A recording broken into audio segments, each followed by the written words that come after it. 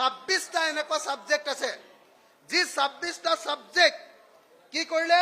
Higher secondary লেভেলত শিক্ষকসকলক পঢ়ুৱাবলৈ দিছে সংগীত বিহু ক্ৰীড়া কৃষি বিউটিচিয়ান যোগ প্ৰশিক্ষণ এনেকে ধৰণে পঢ়ুৱাবৰ কাৰণে নতুনকে টেকনিক্যাল সাবজেক্ট দিছিলে 26টা কিন্তু এই 26টা হায়াৰ সেকেন্ডাৰী স্কুলৰ সাবজেক্টৰ কাৰণে এজনো শিক্ষক নিযুক্তি দিয়া নাই তাৰ ফলস্বৰূপে কি কৰিছে ৰাজনীতি বিজ্ঞানৰ শিক্ষকে পঢ়ুৱাইছে সংগীত পলিটিক্যাল সায়েন্সৰ টিচাৰে পঢ়ুৱাইছে মিউজিক অসমীয়া শিক্ষকে পঢ়ুৱাইছে ক্ৰীড়া খেল ধেমালিৰ ওপৰত অৰ্থনীতি বিভাগৰ শিক্ষকে পঢ়ুৱাইছে কৃষিৰ ওপৰত ইংৰাজী শিক্ষকে পঢ়ুৱাইছে বিউটিচিয়ানৰ ওপৰত আৰু বেলেগ বেলেগ সাবজেক্টৰ শিক্ষকে শিকাইছে যোগাৰ ওপৰত এতিয়ালৈকে একজনো নতুনকে শিক্ষক দিয়া নাই কৰবাত এনজিঅ'ৰ জৰিয়তে 16,000 টকাকে দি কিছুমান এনেকুৱা ধৰণৰ ফিক্সড পেৰ শিক্ষকক নিযুক্তি দিয়া হৈছিলে কিন্তু চৰকাৰে পইচা দিব নোৱাৰাৰ কাৰণে কলেজে পইচা দিব নোৱাৰাৰ কাৰণে সেই শিক্ষকবিলাককো তাৰ পৰা লৈ গুচি গ'ল আৰু এতিয়া ডিগ্ৰী কলেজবিলাকত কি হৈছে জানেনে ডিগ্ৰী কলেজবিলাকত আমি দেখিছো NEP 2020ৰ অধীনত 4 বছৰীয়া যি কোৰ্স তাৰ কোনো ইনফ্ৰাষ্ট্ৰাকচাৰ নাই কোনো টিচাৰ নাই 6 সেমিষ্টাৰ আৰু 7 সেমিষ্টাৰত আৰম্ভ কৰিবৰ কাৰণে আৰম্ভ কৰাৰ ফলত শিক্ষানুষ্ঠানসমূহত সাংঘাতিক প্ৰত্যাহ্বান হৈছে 6 সেমিষ্টাৰ আৰু 7 সেমিষ্টাৰ আৰম্ভ কৰি দিলে কিন্তু 6 সেমিষ্টাৰ আৰু 7 সেমিষ্টাৰৰ যিবিলাক ক্লাছ অৰ্থাৎ আগতে 3 বছৰীয়া কোৰ্স আছিল এবাৰ 4 বছৰীয়া কৰিলে এবাৰৰ যিবিলাক পাঠ্যক্ৰম তাৰ কাৰণে এজনো টিচাৰ নিযুক্তি দিয়া নাই ক্লাছৰুম নাই গতিকে গোটেই কি হৈছে ডিগ্ৰী কলেজবিলাক গোটেই অসমৰ কলেজবিলাক অৰাজক হৈ গৈছে অৰাজক গতিকে একদম এই বিষয়টোৰ ওপৰত আজি আলোচনা কৰিবৰ কাৰণে আমি দাবী জনাইছিলোঁ বেছিভাগ অনুষ্ঠান কাৰ্যত 4-5 বছৰীয়া UG প্ৰগ্ৰামৰ বাবে সাজু নাছিল স্কিলছ কোৰ্সসমূহৰ বাবে শিক্ষক লেবৰেটৰী সিলেবাস আন্তঃগাঁথনি একো নোহোৱাৰ ফলত গোটেই স্কিল ডিপাৰ্টমেণ্টবিলাক যিমান কি স্কিল ডিপাৰ্টমেণ্ট আনিলে এইবিলাক এতিয়া প্ৰশাসনত পৰিণত হ'ল যিটো এবিলিটি এনহান্সমেণ্ট কোৰ্স আছিলে তাৰ এডেড কোৰ্স যিটো value aided course VSC skill enhancement centre SCC আৰু মাল্টি ডিচিপ্লিনাৰী কোৰ্স MDC এই যিবিলাক পাঠ্যক্ৰম দিছিলে এইবিলাকক পঢ়ুৱাবৰ কাৰণে এতিয়া কলেজবিলাকত এজনো শিক্ষক বা এজনো প্ৰফেচৰ নাই বিষয় বা কোৰ্স বহাৰ ফলত ছাত্ৰৰ বাবে অতিৰিক্ত বোজা বাঢ়িছে শিক্ষাদান প্ৰক্ৰিয়া অফলপ্ৰসূ হৈ পৰিছে শ্ৰেণীত ছাত্ৰ ছাত্ৰীৰ সংখ্যা ভাবিব নোৱাৰাকৈ কমি গৈছে আনহাতে শিক্ষানুষ্ঠানৰ কৰ্তৃপক্ষৰ ওপৰত ভাল ৰিজাল্ট উত্তীৰ্ণৰ হাৰ বেছি দেখুৱাবলৈ ওপৰৰ পৰা খেঁচা প্ৰয়োগ কৰিছে যে কোনো পৰ্যায়ে ল'ৰা ছোৱালীক ফেইল কৰাব নোৱাৰিব কিন্তু ফেইল কৰাবলৈ পাছ কৰাবৰ কাৰণে কোৰ্সৰ কিতাপো নাই মাষ্টৰো নাই পঢ়ুৱাবলৈ গতিকে ল'ৰা ছোৱালীবিলাকে পৰীক্ষাই নিদিয়ে তো এনেকুৱা পৰিস্থিতি ডিগ্ৰী কলেজবিলাকত হৈছে ফলত ফলাফলৰ উন্নত প্ৰদৰ্শন দেখুৱাবৰ বাবে কম্প্ৰমাইজৰ পথ লৈছে কলেজবিলাকে শিক্ষাৰ মান বৃদ্ধি হোৱা নাই শিক্ষাৰ মান দিনে দিনে কমি গৈছে গুণগত মানৰ লগতে শিক্ষাৰ প্ৰকৃত উদ্দেশ্যৰ পৰা আঁতৰি গৈছে সেইকাৰণে আজি আমি এডজৰ্নমেণ্ট মোচন আনিছিলোঁ সভাস্থগিত প্ৰস্তাৱ আনি কৈছিলোঁ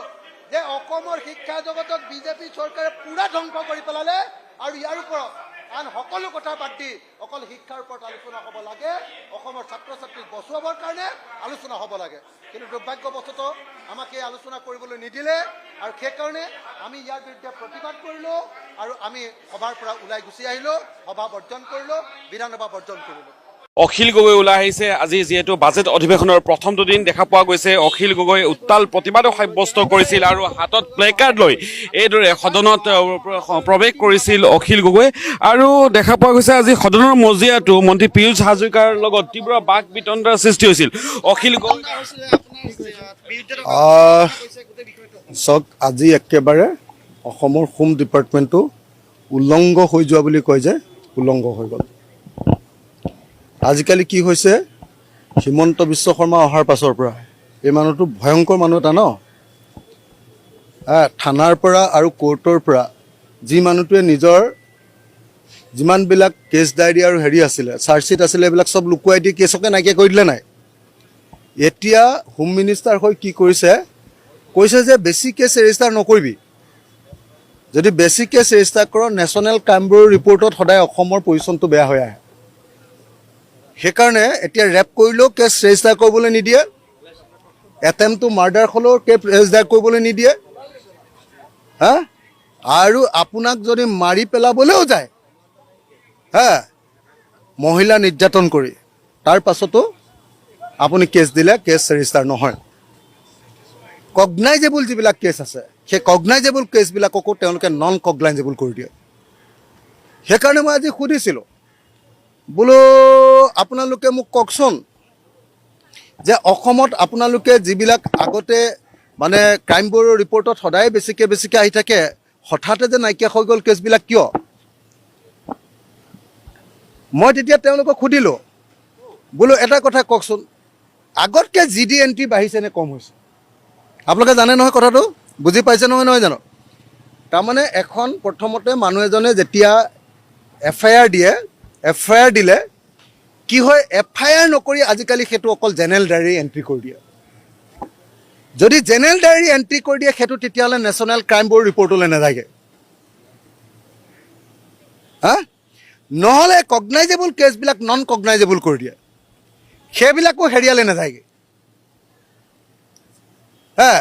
মানে national crime bureau ৰিপৰ্টলৈ নাযায়গৈ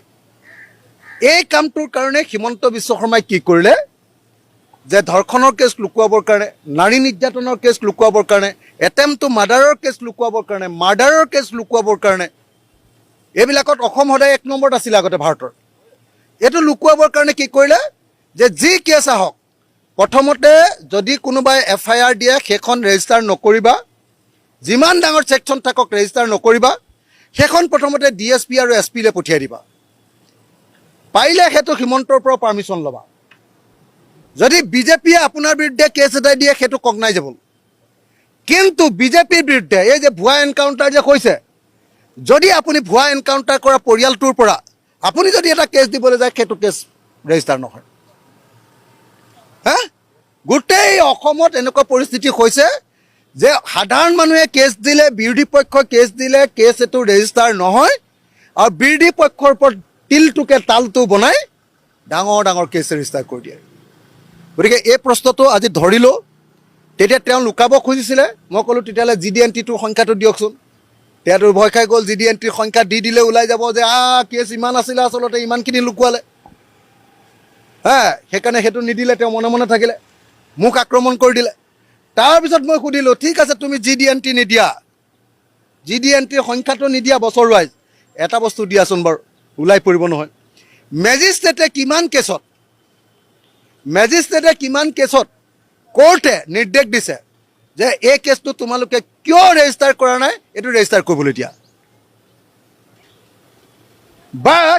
national human rights কমিশ্যনে অসম হিউমেন ৰাইটছ কমিশ্যনে বা পুলিচ একাউণ্টেবিলিটি কাউন্সিল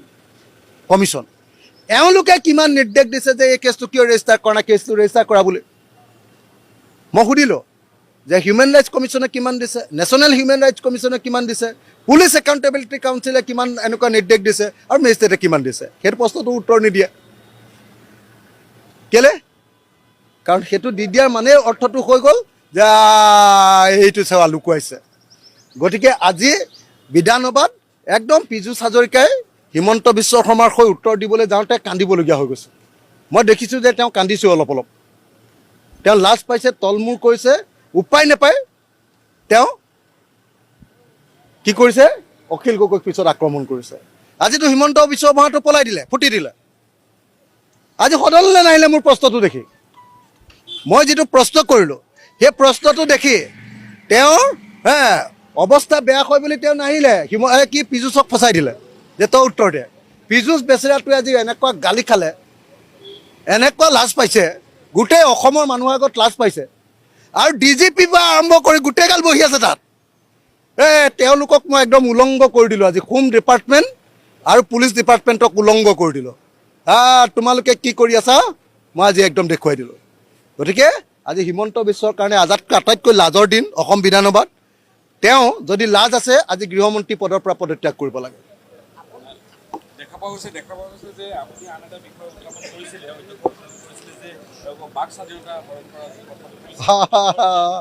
অধ্যক্ষ ধমকি দিলে মোক মই কৈছিলোঁ যে মুখ্যমন্ত্ৰী মন্ত্ৰী আৰু বিৰোধী দলৰ নেতাই কথা ক'লে মাত পাতিব নোৱাৰে বুলি আপোনালোকে যি সিদ্ধান্ত লৈছে এইটো অগণতান্ত্ৰিক তেওঁ ক'লে মন্ত্ৰীৰ কথা ক'ত আছে কিন্তু তেওঁক প্ৰেছ মিটত আগত কৈছিলে আকৌ মন্ত্ৰী বুলি এতিয়া নাই বুলি কৈ দিলে ঠিক আছে হৈ গ'ল বাৰু নাই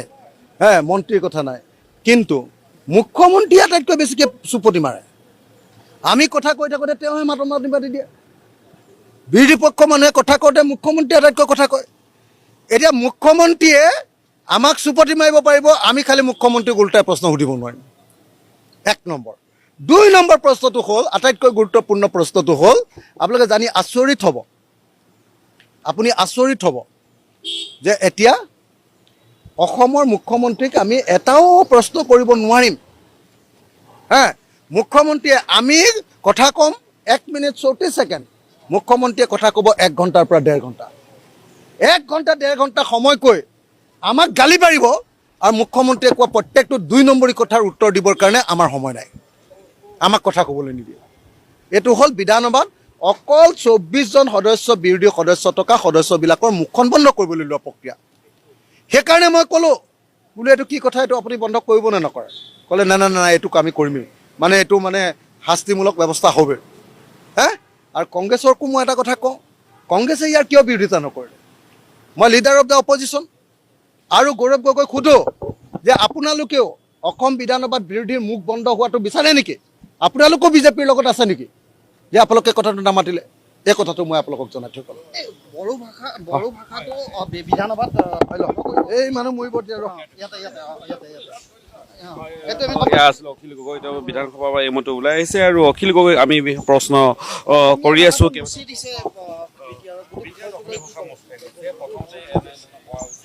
কেতিয়া মুচ খালে এইটো বৰ দুৰ্ভাগ্যজনক ঘটনা যে অসম বিধানসভাত বড়ো ভাষাটো আঁতৰাবলৈ চেষ্টা কৰা হৈছে মইতো ভাবোঁ যে বড়ো ভাষা আঁতৰা নহয় বড়ো ভাষাৰ লগত আমাৰ যিকেইটা ট্ৰাইবেল ভাষা আছে যেনেকৈ কাৰ্বি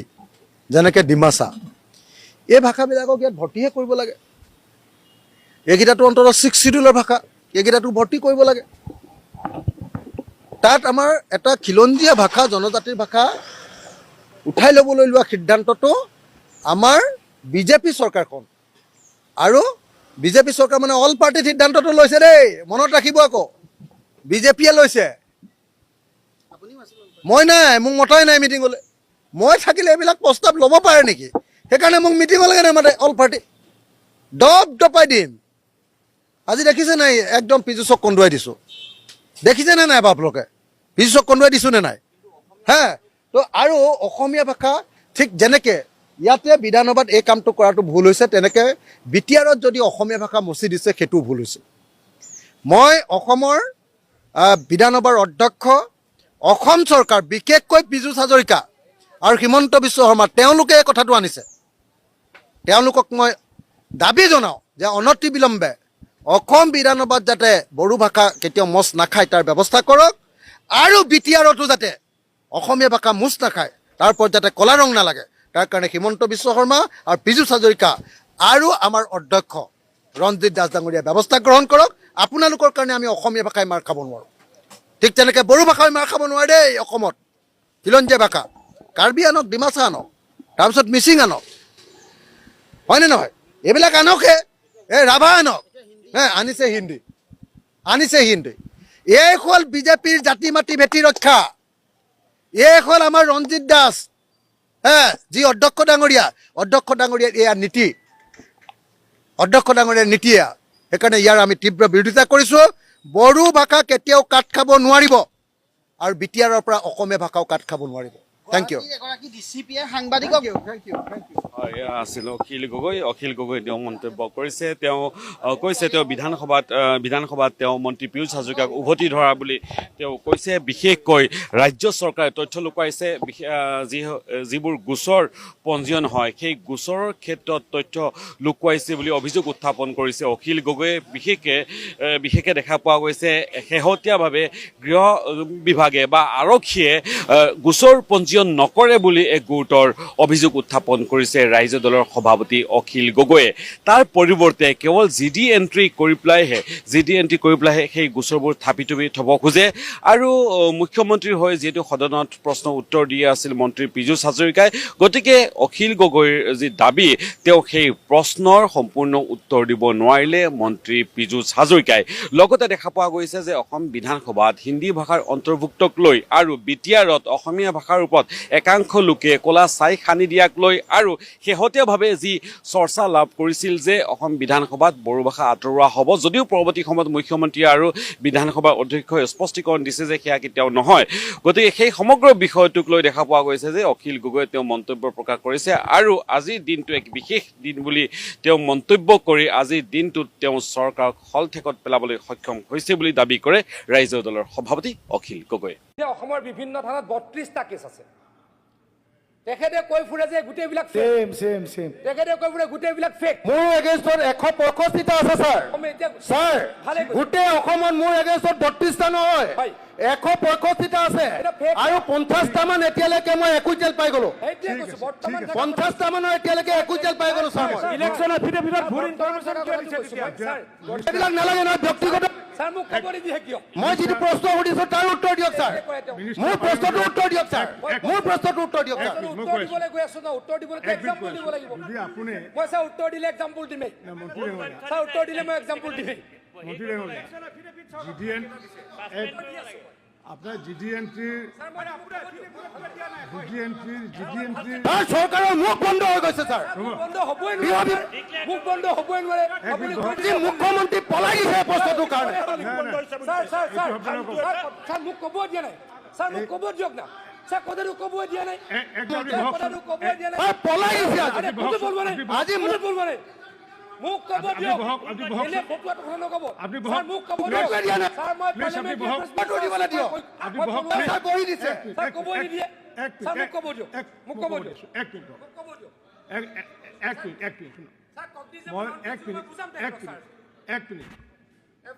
আমাৰ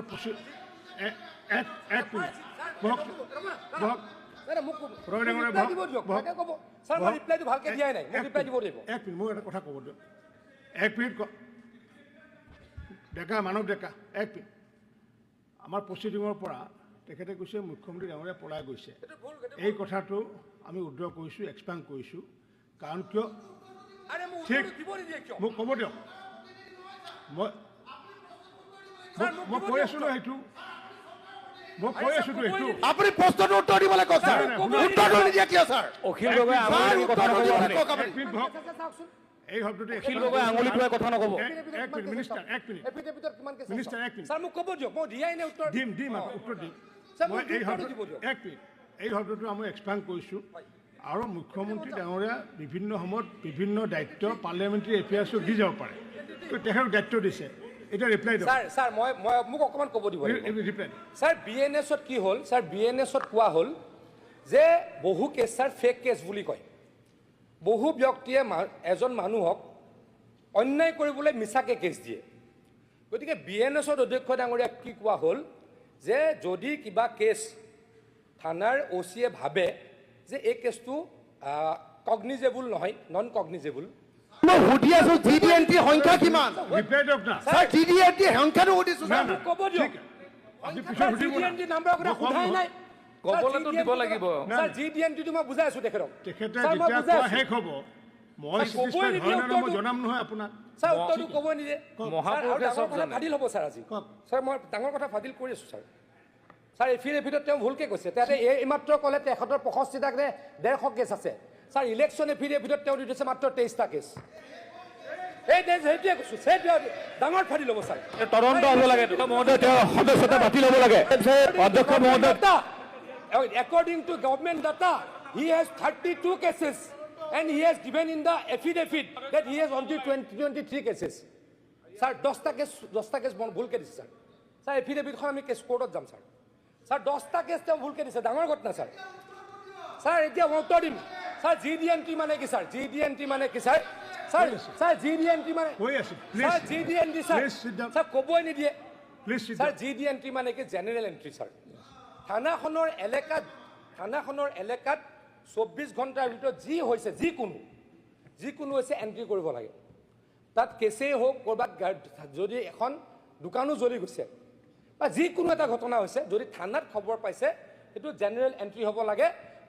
ৰাতি 12টাৰ ভিতৰত জেনেৰেল এণ্ট্ৰি কৰিবই লাগিব ফুল্লি ডিজিটেলাইজ অধ্যক্ষ ডাঙৰীয়া আজিকালি সেই কাগজত লিখা নিয়ম নাই বোলে আজি জি ডি এণ্ট্ৰি নকৰিলে আৰে মোক ক'ব নিদিয়ে আপুনি ক'লেই বস্তুটো আপোনাৰ ফাজিল হৈ যায় কাৰণে ক'ব দিয়ক প্লিজ বুজাব দিয়ক প্লিজ ছাৰ জেনেৰেল এণ্ট্ৰি আৰু এফআইআৰটো বেলেগ বস্তু ছাৰ যেতিয়া BNSত এইটো লক্ষ্য কৰিলে বহুত মানুহক ছাৰ জাপি দিয়া হয় ছাৰ তেওঁৱে কৈ থাকে ফেক এনকাউণ্টাৰ তেওঁৱে কৈ থাকে ফেক কেছ এই ফেক কেছ ৰাখিবলৈ অধ্যক্ষ ডাঙৰীয়া কি কৰা হ'ল যে যদি OCয়ে ভাবে যে এই কেছটোৰ কোনো যথাযোগ্যতা নাই এই কেছটোৱে মানুহ এজনক কষ্ট দিবলৈ কৰিছে তেতিয়া তেওঁ DSPৰ পৰা পাৰ্মিশ্যন ল'ব লাগিব ছাৰ DSPৰ পৰা পাৰ্মিশ্যন ল'ব লাগিব without permission from the DSP তেওঁ কেছটো হেৰি কৰিব নোৱাৰে তেওঁ ফৰৱাৰ্ড কৰিব নোৱাৰে এনকুৱাৰী কাৰণে দিব নোৱাৰে যদি DSPয়ে ছাৰ যদি ৰেগুলাৰাইজ কৰে বা গো এহেড দিয়ে তেতিয়া তেওঁ এজন আয়োগ দি সেই কেছটোৰ 14 দিনৰ ভিতৰত প্ৰিলিমিনাৰী এনকুৱাৰী কৰিব আৰু যদি তাতে ভাবে যে এইটো কগনিজেবল তেতিয়া এফআইআৰ হ'ব আৰু যদি ভাবে এইটো কগনিজেবল নহয় এফআইআৰ নহয় ছাৰ এতিয়া কথাটো কওঁ মানুহ এজনে ভাবিব পাৰে যে মোৰ কেছটো আয়োজনে বা OCজনে অলপ গণ্ডগোল কৰি ৰেজিষ্টাৰ নকৰিলে তেতিয়া তেওঁ SPৰ ওচৰলৈ যাব পাৰিব ছাৰ আৰু নহ'লে ছাৰ কোৰ্টলৈ যাব লাগিব CR কোৰ্টটো পাৰিব ছাৰ যিজন মানুহে ভাবে যে মোক বঞ্চিত কৰা হৈছে মোক কষ্ট দিয়া হৈছে মোৰ কেছটো ৰেজিষ্টাৰ নকৰি তেওঁ যাব পাৰিব SP লৈ তাৰলৈকে তেওঁ যাব পাৰিব কোৰ্টলৈকে ছাৰ এইখিনি আছেই কিন্তু ছাৰ মই আকৌ কৈছোঁ যে এই অখিল গগৈ ডাঙৰীয়াই কয় তেওঁৰ বিৰুদ্ধে এসোপা কেছ চব ফেক কেছ তেওঁ সদায় কয় চুৰ মাৰিলেও ডকাইত মাৰিলেও কয় বোলে ফেক এনকাউণ্টাৰ এইখিনি প্ৰতিৰোধ কৰিবলৈ অধ্যক্ষ ডাঙৰীয়া এই এফআইআৰটোক 14 দিনৰ কাৰণে প্ৰিলিমিনাৰী এনকুৱাৰী কৰাৰ ব্যৱস্থা কৰা হৈছে আকৌ কৈছোঁ অধ্যক্ষ ডাঙৰীয়া GD এণ্ট্ৰিটো হৈছে জেনেৰেল ডায়েৰী এণ্ট্ৰি এইটো থানাটোৰ ভিতৰত থানাৰ এলেকাত যি হয় যিকোনো ঘটনা কেছ দিলেও ছাৰ এখেতক LP স্কুলত পঢ়ুৱাবলৈ পঠিয়াই দিয়ক ছাৰ কৰিব লাগে অধ্যক্ষ ডাঙৰীয়া ছাৰ এখেতক LP স্কুলত আমাক যিটো সুধিছো সেইটো উত্তৰ দিয়ক ছাৰ দিছোঁ আপোনাক এখেতক LP স্কুললৈ পঠিয়াই দিয়ক ছাৰ কথা ক'বলৈ আহিছে ছাৰ এতিয়া মই এটা কথা কওঁ ছাৰ তেখেতে ছাৰ এফিডেভিটত ভুলকে দিছে ঠিক আছে ছাৰ এফিডেভিটত ভুলকে দিছে ছাৰ তেখেতৰ ইলেকশ্যনটো কেঞ্চেল হ'ব লাগে ঠিক আছে ছাৰ ইলেকশ্যনটো কেঞ্চেল হ'ব লাগে ছাৰ কোনো পধ্যে মই আকৌ কৈছোঁ মই উত্তৰটো দিলোৱে কি উত্তৰ দিব লাগে বুজাক ভালকৈ বুজাব পাৰি আপুনি নুবুজো বুলি ভাবিছে কি বুজাম আপোনাক উত্তৰটো মই দিলোৱে GD এণ্ট্ৰিটো ছাৰ বেলেগ বস্তু এফআইআৰটো বেলেগ বস্তু গতিকে এফআইআৰটো ছাৰ মানুহক অযথা কষ্ট দিবলৈ সংখ্যা কিমান GD এণ্ট্ৰি আপুনি মোক দিছে এফআইআৰ সংখ্যা কিমান দিছে GD এণ্ট্ৰি সংখ্যা কিমানটো লাগে মোক আপুনি GD এণ্ট্ৰি সংখ্যাটো ক'ত দিলে সংখ্যাটো দিয়ক মোক নাই দিয়াই নাই আপুনি এতিয়া সুধিছো সাপ্লিমেন্টাৰী কুৱেশ্যন সোধা নাই সাপ্লিমেন্টাৰী কুৱেশ্যন ভয় খাব নালাগে কি মানুহ আপোনালোকৰ ভাণ্ডাৰ ইতিমধ্যে ফুটি গৈছে জনা মানুহে ইতিমধ্যে গম পাই গৈছে যে এই চৰকাৰখন 2 নম্বৰী চৰকাৰ এটা কথা এটা উত্তৰটো দিবলৈ দিয়ক ছাৰ অসমত 300খন মিনিমাম থানা আছে তাত GD এণ্ট্ৰি কিমান 1 মিনিটত দিব পাৰি ছাৰ 1 মিনিটত দিব পাৰি মই গম পাইছোঁ কি বুজি পাই ছাৰ ঠিক ছাৰ 1 মিনিটত মই ক'ব পাৰিম উত্তৰটো আপুনি GD এণ্ট্ৰিটো 1 মিনিট মন্ত্ৰী ডাঙৰীয়া GD এণ্ট্ৰিটো আপুনি ছাপ্লিমেণ্টাৰী সোধাৰ লগে লগে তেখেতে কেনেকৈ ক'ব পাৰিব যে GD এণ্ট্ৰিৰ কথাটো তেখেতে আপুনি ছাপ্লিমেণ্টাৰী সোধাৰ লগে লগে কেনেকৈ ক'ব পাৰিব কুৱেশ্যনটো চাই লওক 2 নম্বৰটো ছাৰ মই গাই দিওঁ 2 নম্বৰটোত মই লিখিছোঁ যে চলিত 2026 চনত চৰকাৰে অসমত অপৰাধৰ সংখ্যা 28% হ্ৰাস পাইছে বুলি যি দাবী কৰিছে সেই পৰিসংখ্যা প্ৰস্তুত কৰোঁতে কেৱল নিয়মীয়া এজাহাৰ এফআইআৰ সমূহকে গণনা কৰা হৈছে নে থানাসমূহৰ পঞ্জীয়ন হোৱা প্ৰতিটো GD এণ্ট্ৰি আৰু NC গোচৰ সংখ্যাকো ইয়াত অন্তৰ্ভুক্ত কৰা হৈছে নাম্বাৰটো ক'ত বিচাৰিলে ছাৰ কওক আপুনি LP স্কুলৰ পৰা আকৌ পঢ়কে আপুনি LP স্কুলৰ পৰা আকৌ পঢ়কে আপুনি সিমান কন্দৰি বুদ্ধি নাই মন্ত্ৰী কিয় কৈছে মই চাৰিবাৰ কাৰণে এই কন্দৰি মন বুদ্ধি নাই কিয় মন্ত্ৰী কৈছে ছাৰ মোক আপুনি ছাৰ প্ৰশ্নটো কি বুজিলে বুজি নাপায় ছাৰ আণ্ডাৰষ্টেণ্ডিং নাই ছাৰ বুজি নাপায় ছাৰ বুজি নাই পোৱা মই সুধিছো GD এণ্ট্ৰি আৰু NC দুইটা সুধিছো ছাৰ লগত এফআইআৰ সুধিছো ছাৰ এতিয়া মোক সংখ্যাটো লাগে ছাৰ দিয়ক ছাৰ সংখ্যাটো দিয়ক ছাৰ আপুনি বহক ছাৰ মোৰ ছেকেণ্ড ছাপ্লিমেণ্টাৰী আছে প্ৰথমটোকে উত্তৰটো দি লওক ছাৰ প্ৰথমটো দি লওক ছাৰ আপুনি GD এণ্ট্ৰিৰ কথা কৈছে GD এণ্ট্ৰিৰ সংখ্যাটো এতিয়া দিব পৰা নাই কাৰণ এইটো ইমান স্যাৰ সোধাই নাই মই সম্ভৱ ক'ব নহয় এইটো দিবলৈ কওক ছাৰ স্যার সোধাই নাই মই ক'ব আপুনি বেলেগ ডিভাইচত দিবলৈ কওক ছাৰ সোধাই নাই মই ক'ব বেলেগ ডিভাইচত আপোনাৰ সোধাই নাই মই ডিসক্ৰিমিনেটৰী পাৱাৰ আছে ছাৰ এইটো আপোনাৰ পৰৱৰ্তী সময়ত আপোনাৰ ডিসক্ৰিপশ্যন আছে এইটো মই সুধি ক'লো আপোনাক মই ছাৰ, ক'লো ছাৰ, পৰৱৰ্তী ছাৰ, সময়ত আপোনাক GDNT নম্বৰটো সদনৰ মধ্যে দাখিল কৰা হ'ব। ওপৰৰ মাল যে ওপৰৰ মালৰ মগজুত আচলতে আপুনি মই ভবা কথা ঢুকি নাপায় আমি ঢুকি নাপাওঁ মানে তেখেতক পীযুষ হাজৰিকা যিটো ভাবে অসমৰ ৰাইজে এইটো কল্পনাই কৰিব নোৱাৰে সেই যে আপোনাৰ কুঁহিয়াৰ খেতি বা আজি গোমধানৰ খেতি আজি কুঁহিয়াৰ খেতি গোমধানৰ কৃষকসকলে গোমধানৰ খেতি কৰা কৃষকসকলে মানে গাড়ীত পেট্ৰলৰ ঠাইত আপোনাৰ ইথানল ব্যৱহাৰ কৰিব বুলিতো খেতি কৰা নাছিলে আগতে আজি এটা অদ্ভুত যুক্তি আহিছে এতিয়া তেনেহ'লে এই কৃষক আপোনাৰ মৰিগাঁৱত কিমান আছে আপোনাৰ কৈছে যে তেওঁ 1 লাখ মানে 2 লাখ মানৰ কথা কৈছে 2 লাখ বিঘা নে 1 লাখ বিঘা বোলে গোমধানৰ খেতি যদি ইথানল ফেক্টৰী নহয় তেনেহ'লে এই খেতিয়কবিলাক মৰি যাব বুলি কৈছে আজি যে আমি 150 কোটি মানুহ যে মৰি গৈছোঁ সেই কথাটো আপুনি ভাবিছেনে নাই আপুনি কেৱল মৰিগাঁৱৰ কথাটো ভাবিলে নহ'ব গোটেই অসমৰ আজি 3 কোটি আপোনাৰ 30 লাখ মানুহ এই যে ইথানলযুক্ত আপোনাৰ পেট্ৰল ব্যৱহাৰ কৰি আমাৰ গাড়ীবিলাক যে আজি গেৰেজে যে পৰি আছে সেইটোৰ আপুনি কিবা ক্ষতিপূৰণ দিবনে নাই তেওঁ এটা অদ্ভুত যুক্তি আনিছে এতিয়ালৈকে আপোনাৰ এইটো কনফাৰ্ম হোৱাই নাই যে ইথানলযুক্ত যিবিলাক পেট্ৰল সেই পেট্ৰল চলাব পাৰিবনে নাই এক্সপেৰিমেণ্ট চলি আছে বুলি সুপ্ৰিম কোৰ্টত কৈছে ভাৰত চৰকাৰৰ তৰফৰ পৰা পেট্ৰলিয়াম ডিপাৰ্টমেণ্টৰ তৰফৰ পৰা আৰু তেওঁ একদম ওপৰত গৈ কি ক'লে যে বোলে ইথানলযুক্ত পেট্ৰল ব্যৱহাৰ কৰিব লাগে বুলি কৈছে তেওঁ মানে একদম মানে সৰ্বজান্তা তেওঁ এই এক্সপেৰিমেণ্ট চলি থকা অৱস্থাতে তেওঁ মানে গোটেই ৰেগুলাৰাইজ কৰি দিছে মানে এইটো কিনিব লাগে বুলি কৈছে এইটোত বোলে তেওঁহে জানে বাকীবিলাকে বোলে এনে আপত্তি কৰি আছে বুলি কৈছে ওপৰৰ মাল আপুনি ওপৰৰ মাল হৈ থাকক ইথানলযুক্ত যিটো আপোনাৰ পেট্ৰল ব্যৱহাৰ কৰা হৈছে এইটো বোলে এক্সপেৰিমেণ্ট আচলতে তোমালোকে কাৰ পাৰ্মিশ্যন ল'লা আজি নীতিন গাডকাৰী বা আমাৰ পেট্ৰলিয়াম বিভাগে আমাৰ ৰাইজৰ পৰা আচলতে পাৰ্মিশ্যন লৈছিল নেকি যে আমি পেট্ৰল ভৰাইছো বুলিহে ভাবি আছিলো ইথানল কুঁহিয়াৰ ৰস বা আপোনাৰ এইটো যে আপোনালোকে আমাক ইমান পৰ্যায়ত মানে দি পেলাই আপোনালোকে কম দাম কৰিম বুলি কৈ এতিয়া যি ধৰণে 107 টকাত ইথানলযুক্ত পেট্ৰল আমি কিনি আছো আৰু তাৰ পৰিণতিত কি হৈছে আমাৰ গাড়ীবিলাক এতিয়া ডেমেজ হৈছে আপোনাৰ সেই যে আপোনাৰ আমি যোৰাবাটত থাকো যোৰাবাটৰ পৰা আপোনাৰ ইয়ালৈ আহোতে মোক এতিয়া 2 লিটাৰ পেট্ৰল লাগে আগতে আধা লিটাৰ লাগে সেই পৰ্যায়ত হৈছে আজি গতিকে সাংঘাতিক ধৰণে এতিয়া কুঁহিয়াৰ ৰসটো তেওঁলোকে 107 টকাত বেচিব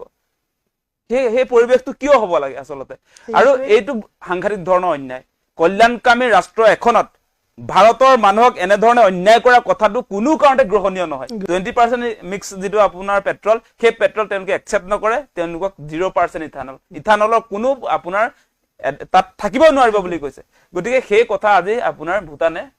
কৈছে কিন্তু আমাৰ ভাৰতত কি হৈছে আমাৰ ভাৰতক মানে মাধমাৰ দি থাকিব তেওঁলোকে পেট্ৰলৰ নামত মাধমাৰ ইথানলযুক্ত পেট্ৰল ব্যৱহাৰ কৰি এতিয়া সাধাৰণ মানুহে যিটো পৰিস্থিতিৰ সন্মুখীন হৈছে আমি সাধাৰণ মানুহবিলাকে বুজি পাওঁ আপোনালোকে যদি এক্সপেৰিমেণ্ট কৰিবলৈকে যদি এই সিদ্ধান্ত লৈছিলে আপোনালোকৰ এই মন্ত্ৰী আপোনালোকৰ পেট্ৰলিয়াম বিভাগটোৱে কিয় আপোনালোকৰ গাড়ীবিলাকত নভৰালে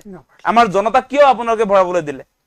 আপোনালোকৰ টকা পইচা আছে আপোনালোকে ভৰক আপোনালোকৰ গাড়ীবিলাক এক্সপেৰিমেণ্ট কৰক আজি মন্ত্ৰী বিধায়কৰ বিজেপিৰ প্ৰধানমন্ত্ৰীৰ পৰা আৰম্ভ কৰি কাৰণ চৰকাৰৰ হেডটো তেওঁ গতিকে আপোনালোকৰ মন্ত্ৰী মণ্ডলে প্ৰথমতে পৰীক্ষাটো কেলে নকৰিলে এইটো আসলে ৰাজ্যৰ কাৰণে কল্যাণ হ'বনে নাই এতিয়াতো আমাৰ সাংঘাতিক ধৰণৰ বিপদ আহিছে দাদা যে আমি ইথানলযুক্ত পেট্ৰল ভৰাই কেৱল মই নহয় কোটি কোটি জনতা আজি ভাৰতৰ আপোনাৰ 140 কোটি জনতা এটা সাংঘাতিক ধৰণৰ বিপদত পৰিছে এই ইথানলযুক্ত পেট্ৰল ব্যৱহাৰ কৰি এতিয়া বহুত কষ্ট কৰি জীৱনৰ যিমান উপাৰ্জন সেই গোটেই খৰচ কৰি মানুহ এজনে আপোনাৰ গাড়ী এখন কিনিছিলে তাৰ পাছত এতিয়া সেই গাড়ীখন 2 মাহৰ পাছত গেৰেজত থবলগীয়া হৈছে কেনেকৈ এটা পৰিৱেশ আহিছে আপোনালোকে চাওক তাৰ পৰা সেই ইএমআই যে দি থাকিবলগীয়া গাড়ীখনো চলাব পৰা নাই আপোনাৰ ইএমআই দি থাকিব লাগে এতিয়া এই গাড়ীখন যে বেয়া হ'ল তাৰ কাৰণে জগৰীয়া ভাৰত চৰকাৰ হয় নে নহয় নীতিন গাডকাৰী হয় নে নহয় এতিয়া ইএমআইটো ভাৰত চৰকাৰে ভৰি দিব নে নাই ইএমআইটো এতিয়া মাহে মাহে তেওঁলোকে মাৰি দিব নে নাই কাৰণ ইথানলযুক্ত পেট্ৰল ভৰোৱাৰ ফলস্বৰূপে গাড়ীখন বেয়া হৈ গ'ল তাৰ ৰিস্কটো কোনে ল'ব এতিয়া সেই প্ৰশ্নবিলাক আহিছে আৰু এজন কালি মন্ত্ৰী ওলাইছে আমাৰ পীযুষ হাজৰিকাই কৈছে বোলে ইথানলযুক্ত পেট্ৰল আমি ব্যৱহাৰ কৰিব লাগে বুলি কৈছে তেওঁ আৰু বোলে তেওঁৰ মৰিগাঁৱত আপোনাৰ সেই আপোনাৰ গোমধান খেতি কৰা মানুহ কুঁহিয়াৰ খেতি কৰা মানুহ বহুত আছে গতিকে এই মানুহবিলাক বচাবৰ কাৰণে এই কৃষকসকলক বচাবৰ কাৰণে ইথানলটো আমি ব্যৱহাৰ কৰিব লাগে বুলি কৈছে কিন্তু আপোনাৰ মৰিগাঁৱৰ এই কৃষকসকলক বচাবৰ কাৰণে আমি এতিয়া আমাৰ অসমৰ এই গোটেই ৰাইজে সাফাৰ কৰিব লাগিব ভাৰত কেজন আমাৰ গোটেই মানুহেতো আপোনাৰ ইথানলযুক্ত পেট্ৰলে ব্যৱহাৰ কৰি আছো এখন দৃষ্টিকৰ কৃষকৰ কাৰণে আমাৰ সেই তেওঁলোকক এই কৃষকসকলে কিন্তু সেই ইথানলযুক্ত পেট্ৰলে ব্যৱহাৰ কৰিব তেওঁলোকে আপোনাৰ কৃষি প্ৰডাকচন কৰি ইথানলটো আপোনাৰ তেওঁলোকৰ যেটো আপোনাৰ এইটো কি গোমধানে হক বা কুঁহিয়াৰ আপোনাৰ প্ৰডাকচন কৰাৰ পাছত তেওঁলোকে যে গাড়ী এখন কিনিব তাৰ পাছত সেই গাড়ীখন আকৌ গেৰেজত থৈ দিব লাগিব সেইটো কি হ'ল পিছে মানে য'ত ক্ষতি আছে সেইটোত কিয় আপুনি একদম মানে আপোনাৰ উস্তাদি মাৰি ইথানলযুক্ত পেট্ৰল ব্যৱহাৰ কৰিব লাগে বুলি পীযুষ হাজৰিকা যিটো কথা কৈছে সেইটো কোনো কাৰণতে আপোনাৰ গ্ৰহণযোগ্য নহয় তেওঁ নিজকে আচলতে বৈজ্ঞানিক বুলি ভাবি ল'ব নালাগে আৰু কথা কৈছে তেওঁ দাদা তেওঁ সামৰিব লাগিব তেওঁ আৰু কথা কৈছে বোলে পাম খেতিও বোলে কৰিব লাগে অসমত সেই কথাও কৈ দিলে নহয় এতিয়া ইণ্ডোনেছিয়া মালয়েছিয়াত বোলে পাম খেতি কৰে এতিয়া অসমতো কৰিব লাগে কিন্তু আপোনালোকে জানে পাম খেতিৰ কাৰণে অসম আচলতে উপযোগী হয় নে নহয় এতিয়া খৰাং যে হৈছে এই খৰাঙত আমাৰ পানী যোগান দিব নোৱাৰে আপোনাৰ পাম খেতি কৰাৰ পাছত সেই পানী স্তৰটো কিমান তলত গুচি যায় আৰু পাম খেতি কিমান মানে পাম অইল বিলাকৰ হেৰি কিমান আপোনাৰ পানী লাগে সেই কথাটো তেওঁ প্ৰথমতে জানি লোৱা ভাল মই সামৰিম কিন্তু তাৰ আগতে আকাশ দল আজিৰ দিনটোতো কিয় আমি 107 টকাত আপোনাৰ পাৰ লিটাৰ পেট্ৰল কিনিব লাগে আজিৰ দিনটোতো আপোনাৰ $69 হে হয় আপোনাৰ 159 লিটাৰত গতিকে সেইটো যদি ভাৰতীয় টকাত আপোনালোকে কনভাৰ্ট কৰিছে তেতিয়া দেখিব আজি ইন্টাৰনেশ্যনেল মাৰ্কেটত আজিৰ দিনটোত আপোনাৰ প্ৰতি লিটাৰ পেট্ৰলৰ দাম 42 টকা হয় মই উলিয়াই থৈছো এইবিলাক প্ৰতি লিটাৰ পেট্ৰলত আপোনাৰ 42 টকাতকৈ বেছি নহয় আৰু এই মুহূৰ্তত যে ইমান দামটো বৃদ্ধি হৈছে আপোনালোকে জানে যে দাম বৃদ্ধিৰ মূল কথাটো হৈছে আমাৰ কেন্দ্ৰীয় চৰকাৰে পাৰ লিটাৰ পেট্ৰলত আপোনাৰ তেওঁলোকে চাৰ্জ কৰে টেক্স হিচাপে আপোনাৰ এক্সাইজ ডিউটি কিবা কিবি তেওঁলোকৰ গভৰ্ণমেণ্ট টেক্সৰ নামত তেওঁলোকে আপোনাৰ কেন্দ্ৰীয় চৰকাৰে পেট্ৰলত 1 লিটাৰত আপোনাৰ 19 টকা 80 পইচা চাৰ্জ কৰে আৰু আমাৰ ৰাজ্য চৰকাৰে আজি অসমৰ ক্ষেত্ৰত হিমন্ত বিশ্ব শৰ্মা চৰকাৰে 18 টকা 90 পইচা চাৰ্জ কৰে গতিকে দুইখন চৰকাৰে মিলি প্ৰায় 40 টকা আমাৰ পৰা পাৰ লিটাৰ পেট্ৰলত আদায় কৰিছে কিমান পৰ্যায়ত টেক্স লৈছে সেই কথাটো কিন্তু আমি ৰাইজে উপলব্ধি কৰিব পাৰিব লাগিব আৰু এই মুহূৰ্তত আমি দেখিছো আজি আপোনাৰ এতিয়া ভাৰত চৰকাৰৰ তৰফৰ পৰা কোৱা হৈছে যে ইন্ধনৰ মূল্যটো হ্ৰাস নহয় কিন্তু এই সমান্তৰালভাৱে একেটা সময়ত আমি দেখিছো যোৱা দুদিনৰ আগত আপোনাৰ আমেৰিকা যুক্তৰাষ্ট্ৰৰ ৰাষ্ট্ৰপতি ডনাল্ড ট্ৰাম্পে তেল কোম্পানী বিলাকক ধমকি লগাইছে যে আমেৰিকাত কোনো কাৰণতে আচলতে ইন্ধনত দাম বৃদ্ধি কৰিব নোৱাৰিব পেট্ৰল ডিজেলৰ দাম কোনো কাৰণতে আমেৰিকাত বঢ়াব নোৱাৰিব যদি কোনোবাই বঢ়াব খোজে তেনেহলে আমেৰিকাৰ পৰা বিদায় ল'ব লাগিব তেনেকুৱা লুটপাট দাম বৃদ্ধিৰ জৰিয়তে যেনেকে সাধাৰণ মানুহক আচলতে যি ধৰণৰ ৰাম টাঙুন দিয়া কাৰ্যসূচী চলিছে সেইবিলাকৰ ক্ষেত্ৰত কিন্তু আমাৰ ভাৰতৰ মানে বেলিকা আপুনি প্ৰধানমন্ত্ৰীৰ ভূমিকা নিশ্চয় দেখিছে মাতবোল আছে জানো তেখেতৰতো মাতবোল নাই মুখ্যমন্ত্ৰী হিমন্ত বিশ্ব শৰ্মা ডাঙৰীয়াৰ এটা মন্তব্যত স্পষ্ট হৈ পৰিল যে অসম নামৰ আইজনীৰ একেবাৰে যে ভিতৰৰ পৰা কংকাল ওলাই গ'ল বাহিৰে মাৰুদাং ভিতৰৰ যে ধুবাংবাং অৱস্থা বৰ্তমান সময়ত মুখ্যমন্ত্ৰী হিমন্ত বিশ্ব শৰ্মা ডাঙৰীয়া এটা মন্তব্য অৰ্থাৎ সংবাদ মেলৰ পৰা সেয়া প্ৰতিপন্ন হ'ল আদানী আম্বানী অসমত আহি কি কৰিব তেওঁলোক বোলে গুজৰাটত গৈছে মুম্বাইত গৈছে বুজিব পাৰি উৰিষ্যাত গৈছে বুজিব পাৰি অসমত আহি কি পাব মইতো তেওঁলোকক গামোচা দি মাতি থাকো তেওঁলোকহে নাহে অসমত পাব কি উৰিষ্যাত গ'লে তলত কয়লা পায় সোণ পায় কোৱাৰ্টছ পায় সাগৰ পায় আমাৰ ইয়াতে আমি তেওঁলোকক দিম কি মুকটো মই দিন ৰাতি এইটোৱে চিন্তা কৰি থাকো যে ভুলতে যদি আদানী আম্বানী আহি গ'লহেঁতেন অসমত তেলে অসমৰ ল'ৰা ছোৱালী চাকৰিৰ কাৰণে বেলেগত যাব নালাগিতেন তেওঁলোকে মোক সোধে যে আপ কিয়া দেগা হামে দিবলগীয়াটো একো নাই এটা কি দিম কক বৰ্তমান সময়ত আমাৰ যি অসম নামৰ আইজনীৰ মাংসখিনি আছিলে সকলো ৰুকি সকলো শেষ কৰি পেলালে বৰ্তমান সময়ত কেৱল মাত্ৰ কংকালটোহে যে আছে এই কথাটো হিমন্ত বিশ্ব শৰ্মা ডাঙৰীয়াৰ এখন সংবাদ মেলত সেয়া প্ৰতিপন্ন হ'ল মুখ্যমন্ত্ৰী হিমন্ত বিশ্ব শৰ্মা ডাঙৰীয়াই এখন সংবাদ মেল সম্বোধন কৰিছে আৰু লগতে তাত উল্লেখ কৰিছে যে আদানী আম্বানীক মই অসমলৈ মাতি দিমটো দিমনো কি অসমত দিবলৈ আছে বাকি অসমত দিবলগীয়া একোৱে নাই দিবলৈ থাকিবই বাকি প্ৰথমে শুনি লওক এই মন্তব্যটো আদানী আম্বানী অসমত আহি কি কৰিব তেওঁলোক বোলে গুজৰাটত গৈছে মুম্বাইত গৈছে বুজিব পাৰি উৰিষ্যাত গৈছে বুজিব পাৰি অসমত আহি কি পাব মইতো তেওঁলোকক গামোচা দি মাতি থাকো তেওঁলোকহে নাহে মন্তব্যটো আপোনালোকে শুনিলে অসমৰ পৰা আম্বানী আদানীক দিবলৈ একোৱে নাই এইখিনি সময়তে আপোনালোকক ক'ব বিচাৰিছো অসমত দিবলৈ আছেগৈ বাকি আমি তেল দিলো মাটি দিলো ৰেল দিলো এয়াৰপোৰ্ট দিলো চাহপাত দিলো ইউৰেনিয়াম দিলো চুনশিল দিলো কয়লা দিছো প্ৰকৃতিৰ এই অপূৰ্ব ভাণ্ডাৰ দিছো চিৰিয়াখানা দিছো হাতীৰ পৰা আদি কৰি যিবোৰ নিব লাগে ইয়াৰ পৰা সেইখিনি পঠিয়ালো এতিয়া বৰ্তমান সময়ত গৈ থৈ কেৱল মাত্ৰ এই অসম নামৰ ৰাজ্যখনত বসবাস কৰা খিলঞ্জীয়া লোকসকলৰ কেৱল মাত্ৰ ভেটিটো আছে দিবলৈ সেই ভেটিটো দিবলৈ যদি আগ্ৰহ প্ৰকাশ কৰে চৰকাৰখনে তেতিয়াহ'লে আদানী আম্বানীক স্বাগতম জনাব পাৰে ব্যৱসায় বাণিজ্য কৰক প্ৰতিষ্ঠা কৰিলে এতিয়া ডাঙৰ প্ৰশ্নটো হৈছে মুখ্যমন্ত্ৰী হিমন্ত বিশ্ব শৰ্মা ডাঙৰীয়া আপোনাৰ উন্নত ৰাজ্যলৈ স্থানান্তৰিত কৰা 5খন ৰাজ্যৰ ভিতৰত এখন কৰাৰ যি প্ৰতিশ্ৰুতি আছিলে সেয়া কি আছিলে বৰ্তমান সময়ত যে একেবাৰে অসমৰ অৱস্থা যে একেবাৰে তথৈবচ আপোনাৰ কথাতে স্পষ্ট হৈ পৰিল আপুনি নিজেই সেই ঢাকঢোল বজাই প্ৰচাৰ কৰিলে যে অসম নামৰ এই ৰাজ্যখনত বৰ্তমান একোৱেই নাই আমাৰ নিজৰ বুলি একো নাই যাৰ পৰা কিবা বেনিফিট হ'ব লগা যে কিবা আছে ইণ্ডাষ্ট্ৰিয়েলকো আমি দিব পাৰিম কিন্তু ইয়াৰ আগতেই যে আপোনালোকে দি মেলি থৈছে বৰ্তমান দিবলৈ নাই বুলি কওক বৰ্তমান দিবলৈ একো নাই সেই কথাটো আপুনি স্বীকাৰ কৰক যে আমি দিব লগাটো ইলেক্ট্ৰিচিটিৰ পৰা আদি কৰি আজি স্মাৰ্ট মিটাৰ প্ৰজেক্ট কাৰ হয় যে স্মাৰ্ট মিটাৰ প্ৰজেক্ট তামিলনাডুত একে মুখে এজন মুখ্যমন্ত্ৰী প্ৰথমবাৰৰ বাবে হৈ যেতিয়া আঁতৰাই পঠাব পাৰিলে কিন্তু আমাৰ অসমত স্মাৰ্ট মিটাৰ বৰ্তমান সময়ত জ্বলা কলা খুৱাইছে ৰাজপথত প্ৰতিবাদ কৰিছে লোড শ্বেডিং হৈছে এই গৰমৰ সময়খিনিত 24/7 কাৰেণ্ট থাকিব বুলি যিখন চৰকাৰ প্ৰতিশ্ৰুতি প্ৰদান কৰিছিলে বৰ্তমান সময়ত 24/7 কাৰেণ্ট আছে নে নাই বৰ্তমান সময়ত দুখীয়া দৰিদ্ৰ জনতাই টকা পইচা ঘটি বাতি যেনে তেনে তেখেতলোকে কাৰেণ্টৰ বিলটো দিবলৈ ৰিচাৰ্জটো কৰিবলৈ ৰখি থাকে কিন্তু 24 ঘণ্টা তেখেতলোকে কাৰেণ্টটো পাইছে নাই চৰকাৰৰ বিভাগীয় কৰ্তৃপক্ষ এপিডিচিএল মিনিষ্টাৰ বা এপিডিচিএলৰ বিভাগে এই খবৰ ৰাখিছে নে নাই আপোনালোকে যি প্ৰাপ্য হয় যি পইচা হয় সেয়া কিন্তু আপোনালোকে সময়মতে ল'ব জানে 1 টকাও আপোনালোকে হিফাল কিপাল কৰিব নাজানে কিন্তু 24 ঘণ্টাৰ ভিতৰত কাৰেণ্টটো দিনটোত কিমানবাৰ আপোনালোকে হিফাল কিপাল কৰে সেই কিন্তু হিচাপ আপোনালোকৰ ওচৰত নাই অসমৰ যি চাহ ফেক্টৰী চাহ ইণ্ডাষ্ট্ৰীৰ বাবে বিশ্ববিখ্যাত সেই চাহ আমি দিছো আদানী আম্বানীক আমি এয়াৰপোৰ্ট দি শেষ কৰিলো আমি কয়লা দিলো আমি চুনশিল দিলো আমি তেল দিছো আমি মাটি দিছো আৰু ইয়াৰ পাছতো আপুনি কয় দিবলৈ আছে বাকি বৰ্তমান দিবলৈ একো নাই বুলি কওক আমি মানে দিবই শেষ আমি দি মেলি শেষ কৰিলো আদানী আম্বানীক বৰ্তমান আমাৰ একেবাৰে লাউ লোৱা অৱস্থা তথৈবচ অৱস্থা যি অৱস্থাত কেৱল মাত্ৰ আমি উশাহটো লৈ জীয়াই আছো কিন্তু নিৰ্বাচনৰ আগে আগে দুজনমান মানুহে কিন্তু এতিয়াও কি বিচাৰি বিচাৰি আহি থাকে আমি নাজানো সেয়া হৈছে যদি আমাৰ অসম নামৰ আইজনীৰ ওচৰত একোৱেই নাই একেবাৰে ভিখাৰী তেতিয়াহ'লে অসম নামৰ আইজনীৰ ওচৰত আচ্ছা দিন আয়েগা বাংলাদেশী যায়েগা মোদী জি আয়েগা অমিত শ্বাহ জি আয়েগা এইবোৰ কিয় আহে একেলোক কিয় আহে নিৰ্বাচনৰ আগত অসম নামৰ ৰাজ্যখনত উন্নয়নৰ বাবে ব্যৱসায় বাণিজ্যৰ বাবে আমাৰ যদি একোৱেই নাই সেই ব্যৱসায়ী গুজৰাটীসকল ইয়ালৈ কিয় ঢাপলি মেলি থাকে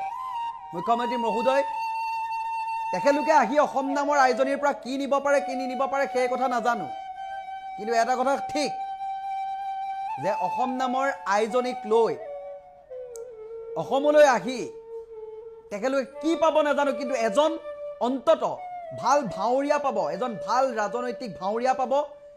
মিছা কথাৰে সকলোকে টুপি পিন্ধাই থকা এজন নেতা পাব ৰজা পাব তেখেতলোকে একো নাপালেও অসম নামৰ আইজনী বৰ্তমান সময়ত ডাঙৰ ডাঙৰ প্ৰতিবাদ পাব বৰ্তমান সময়ত 6 জনগোষ্ঠী জনজাতিকৰণৰ সেই বিষয়বস্তুবোৰক লৈ চিঞৰ বাখৰ পাব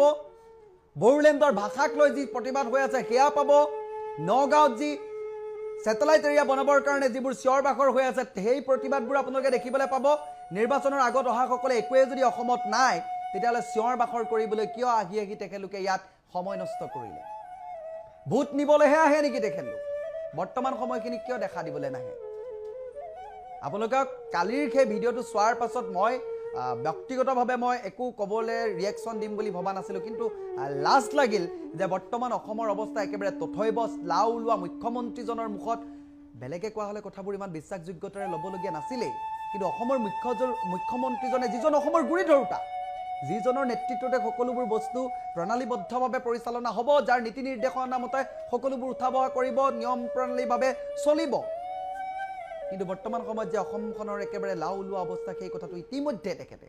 প্ৰমাণ কৰি দিছে যে আমাৰ আৰু বেলেগক দিবলৈ একো নাই আমি দি সকলো শেষ কৰিলোঁ কেৱল মাত্ৰ অসম নামৰ আইজনী কংকালটো বাকী আছে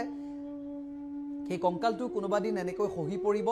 তাৰপিছত আৰু আমিবোৰ যে জীয়াই আছোঁ মানুহৰ এই শৰীৰটো ধাৰণ কৰি এই ৰাজ্যখনত কোনোবা ৰজাৰ গোলাম হয় সেই কথাটো আমি প্ৰমাণ পাম আমাক ইংৰাজে শাসন কৰিছিলে আমাক অৰ্ডাৰ দিছিলে আমি ঠিক সেইদৰে পালন কৰিছিলোঁ যদি পালন কৰা নাছিলোঁ আমাক শাস্তি বিহিছিলে ইংৰাজৰ বিৰুদ্ধে আমি যেতিয়া হুঁচুৱাৰ হৈছিলোঁ বা তেখেতলোকৰ নীতিবোৰক আমি বিৰোধ কৰিছিলোঁ, তেতিয়া হয়তো তেখেতলোকক জেল হাজত দিয়া হৈছিলে, বহু বিভিন্ন ধৰণে কষ্ট শাস্তিৰে মৃত্যুদণ্ড পৰ্যন্ত দিয়া হৈছিলে। কিন্তু বৰ্তমান সময়ত আওপকীয়াকৈ কি শাসন চলি আছে সেই কথাবোৰ আপোনালোকে নিশ্চয় অনুমান কৰিব পাৰিছে। ইংৰাজে গ'ল, কেৱল মাত্ৰ ইংৰাজী গ'ল, শাসনৰ যিবোৰ নিয়মাৱলী আছিলে সেইবোৰ কিন্তু আজিও যেন এপ্লাই হৈ আছে। আমি স্বাধীন দেশৰ নাগৰিক হিচাপে কি হৈ আছে এই কথাবোৰ চিন্তা চৰ্চা কৰিবলগীয়া বিষয়বস্তু। ৰ'ব,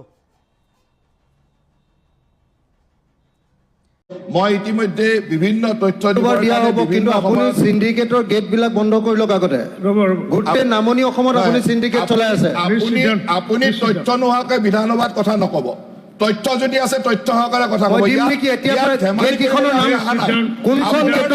আপোনাৰ দৰে আমি ধেমালি কৰিবলৈ অহা নাই। অসমৰ ৰাইজে আমাক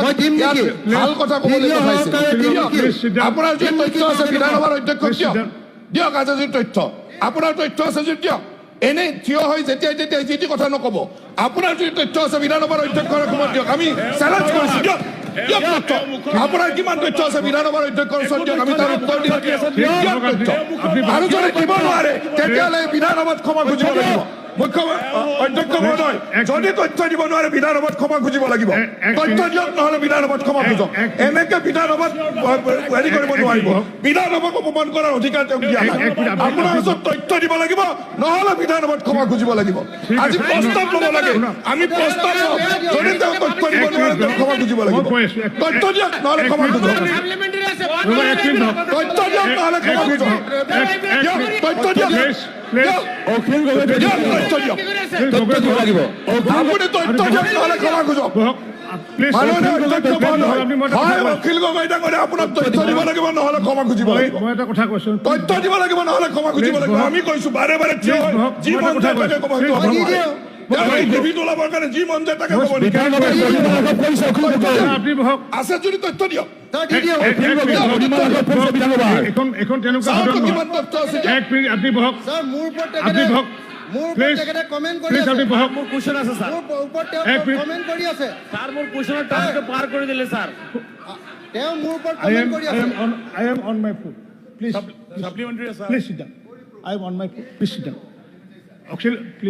অখিল গগৈ ডাঙৰীয়াই যে এইটো বাহিৰৰ, এইটো আপোনাৰ সংবাদমেল নহয়। এক মিনিট, এইখন বাহিৰৰ সংবাদমেল নহয় যে মুখৰে যি ইচ্ছা তাকে ক'ব। যে তেখেতে ছাৰ মোৰ নামটো কোনে লৈছিলে প্ৰথমতে? ছাৰ কোনে লৈছিলে প্ৰথমতে? আঙুলি নেৰি ক'ব দিয়ক, মোৰ কথা ক'ব দিয়ক। গতিকে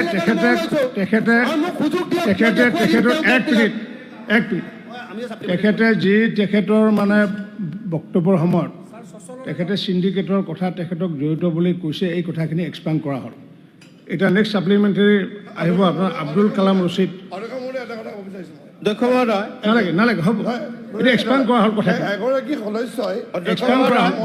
এক চাট মাৰি উল্টাই দিম বুলি কৈছে, এই ধৰণৰ কথা ক'ব পাৰে নেকি? এইটো এক্সপ্লেইন কৰা হৈছে এইটো কথা। প্লিজ চিট ডাউন, প্লিজ আপুনি আহিব, নেক্সট আহিব। এক চাট মাৰি পেলাই উল্টাই দিম বুলি কৈছে মন্ত্ৰীক। অধ্যক্ষ মহোদয়, ছাৰ মোৰ কুৱেশ্যন আছিলে ছাৰ, টাইম পাৰ হৈ গ'ল। অধ্যক্ষ মহোদয়, এই গোৱালপাৰা যিবিলাক কথা বন বিভাগৰ অধীনত ৰাক্ষসনী পাহাৰত অধ্যক্ষ মহোদয় ডাঙৰীয়া বিশেষ দায়িত্বত দিল্লীলৈ গৈছে, মুখ্যমন্ত্ৰীয়ে উত্তৰ দিব নোৱাৰি পলাইছে বুলি কৈছে।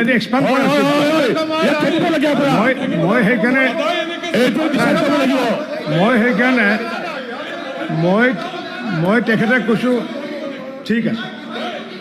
ঠিক আছে বহক, ঠিক আছে।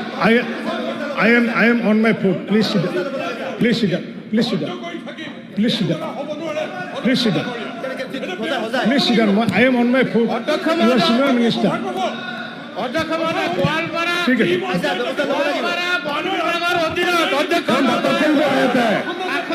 এক মিনিট, ঠিক আছে, মই ব্যৱস্থা লৈ আছোঁ।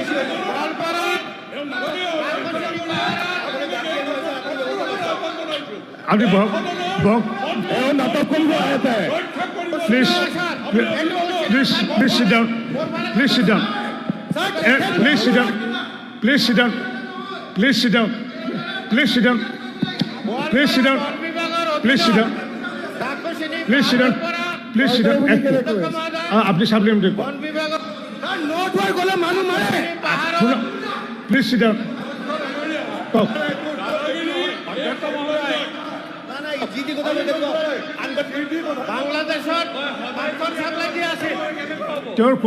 তেখেতৰ কোনো স্পীচ ৰেকৰ্ড হোৱা নাই তেখেতৰ কথা কোনো স্পীচ ৰেকৰ্ড হোৱা নাই তেখেতৰ কথা কোনো ৰেকৰ্ড হোৱা নাই প্লিজ নেক্সট ঠিক please sit down please sit down তেখেতৰ স্পীচ ৰেকৰ্ড হোৱা নাই তেখেতৰ স্পীচ ৰেকৰ্ড হোৱা নাই মই কৈছোঁ নহয় তেখেতৰ স্পীচ ৰেকৰ্ড হোৱা নাই please sit down please sit down please sit down Das আপুনি প্লিজ বহক প্লিজ পুৰকাষ্ট বহক বহক প্লিজ